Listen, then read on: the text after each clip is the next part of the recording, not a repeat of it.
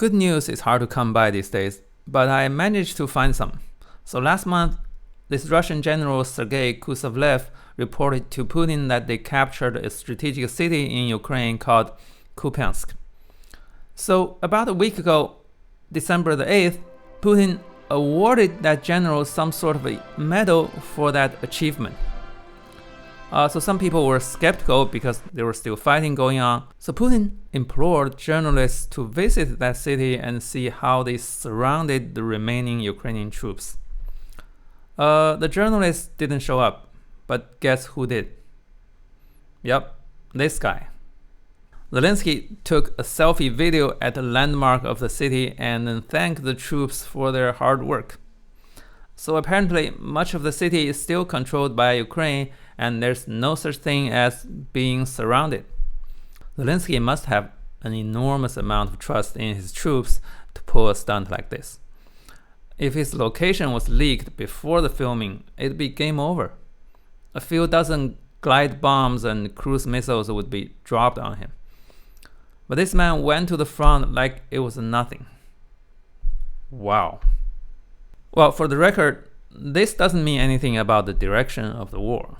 As I said earlier, war prediction is pseudoscience, and I'm not going to do that. The city can still fall at some point. But I see this as good news because it clearly tells us that Putin's generals are lying to him. Now Putin is facing an impossible political choice. He can certainly purge that general and push him out of the window or something, but that would be an admission that he was tricked. With all the satellites and drones and everything, he didn't even know where his troops were at. It's pretty embarrassing. Another choice would be letting it go and hoping to capture the city later on. But that would send a message that tricking him is okay. The Russians who watch Zelensky's video will think, Putin is so weak right now, he doesn't even punish the general that lied to him. Is he running out of generals or what? So yeah, militarily the news may not be that significant, but politically it's fun as hell. No dictator has truly figured out the solution to that echo chamber problem. When one man has too much power, it's very hard for him to find out actual bad news. He can read the newspapers, of course, but in a dictatorship, newspapers are heavily regulated to make the public feel good about the government. And he can read the foreign media outlets. But the foreign media normally has different focuses. They may not report on what's important for that specific country. So at the end of the day, a dictator has to rely on secret briefings. But the thing is that his own people are competing for his approval. If you're a general and you tell the dictator the truth, another more sneaky mofo will go to him and be like, look, if you put me in charge, I will do so much better. So the trade-off for the generals is like this. If I tell the truth now, I can get purged right away. If I tell a lie, I may get purged later, but I may also get lucky and turn the table before he finds out.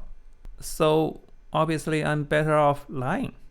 China is probably trying to solve that problem. Remember, President Xi purged a huge amount of generals in the last few years.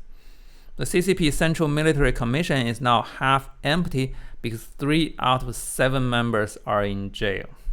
Well, the Google AI was like, no, that's misleading. They're not in jail. They're under investigation. Come on now. In China's vocabulary, if a top official is under investigation, they are already detained. Okay, there's no such thing as fighting the charges and getting cleared. No. Under investigation means your ass is cooked. I suppose he keeps doing this because he's worried that when he attacks Taiwan someday, he ends up with the same bullshit generals like the Russian ones. But this kind of purges can backfire because it can make the officials even more scared.